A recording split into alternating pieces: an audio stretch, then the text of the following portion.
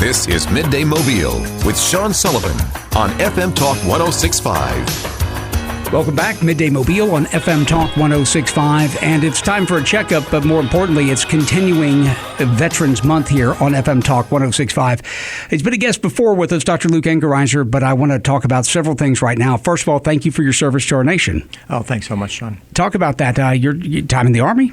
In the Army, yes. I started out my career as a psychiatrist in the U.S. Army. So I did my psychiatry training at Triple Army Medical Center in Hawaii, and then I served for 3 years at Fort Benning, Georgia. And while there, my last year, I served as the chief of behavioral health, so I oversaw all the psychiatric and substance use care at Fort Benning. You know, Dr. Engeriser, that's part of the conversations I think I've had with at least the veterans of the most recent wars that have joined me, and that is the care of inside the head, those wounds inside.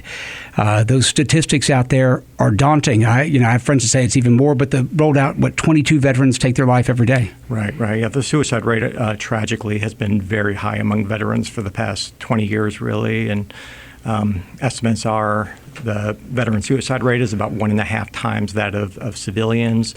And with female veterans, it's even more dramatic. It's about 2.5 times higher than males. Higher than the civilian. Oh, females. Civilian population. Yeah. And this is a tough question here, but this is kind of what we do. What is it that we didn't diagnose the same way or report the same way post World War II, or what changed? Do you think? Yeah, I think the thing that's really unique with our more recent veterans is kind of the pattern of deployment. So in past wars, a soldier would deploy. They would really be in the combat theater until the war was over. But it's really different with Iraq and Afghanistan. I mean, Afghanistan, we were there for 20 years. Yeah. And what veterans really experienced was deploying for a year, coming back home for a year or two, deploying again, and coming back, and then deploying again. Different than in World War II. Here go. Everybody deploys. You fight the what we thought maybe the war to end all wars then, and you're there for the full time till victory, and then you come home. Exactly. Yeah. So this is something that's never really happened before, and you can just imagine the destructive effect that can have on families, just having that constant cycle. You see it through the eyes of someone who served, and you see it now, of course, with AltaPointe. You're Deputy Chief Medical Officer at AltaPointe Health. Let's talk about how you deal. You speak a language maybe that the civilian working with veterans wouldn't. Right. Yeah, it can be tough for veterans sometimes to feel trust for civilians because, frankly, a lot of civilians really don't understand what veterans may have gone through. Yeah, we don't know what you know. Yeah, exactly. And y'all speak a specific language. I've been around enough of y'all that you... Yeah, it's a really different culture in the military, and there's a lot of really wonderful things about that. One thing that can be really tough for veterans when they leave the service is kind of losing that sense of mission, that sense of purpose, and just feeling like they're not part of a team like they were in the military. I mean, it's funny. I don't know if you've listened to the conversations we've had with so many others, but y'all are all on the same page. That mission thing is so important. I've seen it in friends of mine, whether the mission I have, but his mission is grand and it's pretty public and people know about it, to people that just re-engage with building something or creating something, artwork to fishing lures, to different, those missions really help. Oh, they do. One of the hallmark virtues of a veteran is selfless service, and that really means something to somebody that's wearing the uniform. That if there's something that needs to be done, you do that as part of a team, and that really takes precedence over your individual needs. And there's something really, really powerful about being part of that. And that so in a post-military life, so that you have to find some other outlet for that, right? Exactly, and it can feel very lonely if you're at a job where you feel like your coworkers don't have that kind of that sense of mission towards their work. Now let's talk about TBI as well, and how that manifests itself and how you deal with that. Yeah, so TBI, traumatic brain injury, is something that can happen when somebody has a severe blow to the head or repeated blows to the head. And it's very, very difficult to both diagnose and to treat. So we may do head imaging like a CT scan or an MRI that may show nothing, but there's still a lot of damage to brain tissue. So veterans with TBI may have long-term symptoms like headaches, fatigue, memory problems, mood changes, mood swings, and those can last for many, many years. And also, we're talking about, and I'm going to use a word, I'm going to use a phrase here, and then I'm going to edit and see your opinion on it. So, post-traumatic stress disorder, or as some friends of mine that are veterans have said, it's post-traumatic stress, Sean.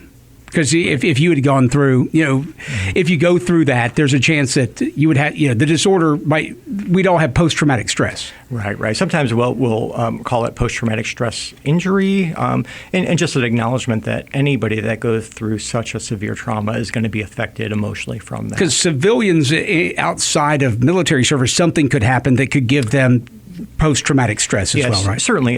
The most common reasons for post-traumatic stress disorder, PTSD, in civilian populations are things like assaults, sexual assaults, childhood abuse. But combat trauma is something that's really unique. And the way that I kind of explain what PTSD is, we all have that feeling of having been in a fight or flight situation when we've been in an emergency situation, and we kind of feel that adrenaline rush. And what can happen when someone's had a really severe trauma or a series of traumas is they're kind of stuck in that mode. Really hard to relax and feel calm. They might be much more on edge, what we call hypervigilance, really never feel safe in their own skin. And it can make... It's the best explanation I think I've ever heard, because people have felt fight or flight, but then it does, for most people, civilians, it ends, right? I mean... Right. So, imagine feeling like that way almost all the time. It's tough to maintain relationships. People can be very irritable, prone to anger. Something like sleep is very, very difficult. And then the other part of PTSD is having intrusive memories of what happened. So what I mean by intrusive is not wanting to think about what happened, but just that there might be a trigger in the environment or a person or a place or a smell that'll bring that memory back in a way that's very upsetting and can be even to the level that the person has what we call a flashback, which is like they're actually back in that situation. So inside somebody having that, they truly feel like, because not just that they're getting memories, but those memories become reality? Right. To feel, for someone to lose touch with where they are, that's pretty unusual, but they might, emotionally or physically feel like they're back in that situation. So that feeling of vulnerability that they had might be something that returns in a strong way. One of the things we've talked about with veterans issues so many times is this fear of them being one of those 22 a day and a veteran suicide. So what do you tell loved ones? You talk to veterans directly, but talk to loved ones too. What are the warning signs? What can we be, what are we looking for? Yeah, I mean, the most important thing when we're looking for warning signs of suicide is a distinct change in behavior. So if somebody has a major change in having mood swings, that's not typical for them, being a lot more irritable or angry, saying things like not having a reason for live, not feeling like they have much purpose. If somebody turns to drugs and alcohol in a way that's unusual for them, that can be a really big risk factor. And people that are at risk for suicide can do things that are very risky, life-threatening or risky behaviors like driving under the influence of drugs or alcohol. So talk to us, the rest of us, as a veteran, speaking and treating veterans, tell civilians what we can do to support veterans. What's the best way? Yeah, I mean, I think the most important thing is just remember the sacrifice that veterans have given. So we had a terrible error in this country of people disrespecting Vietnam veterans upon their return home. And that's really changed, and I'm glad for that. We haven't repeated that mistake with these recent conflicts. But what I have seen is we have a very fast news cycle now. Things are, by the next day, stories are already buried on the back pages. And even while we were still in Iraq and Afghanistan, people didn't really even think much about those wars, let alone now that we're no longer involved.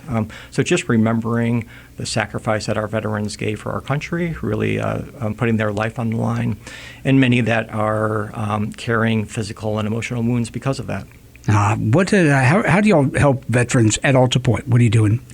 We veterans can call our Access to Care line. We have a full range of mental health resources, inpatient, outpatient, substance use resources.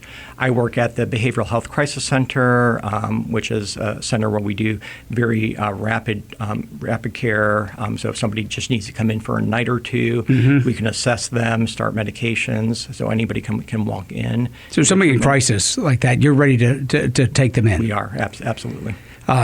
First of all, once again, thank you for your service to our country and your continued service to our veterans. All right, thanks so much. All right, it's Dr. Luke Engeriser, Deputy Chief Medical Officer at AltaPointe Health here on the Day Mobile.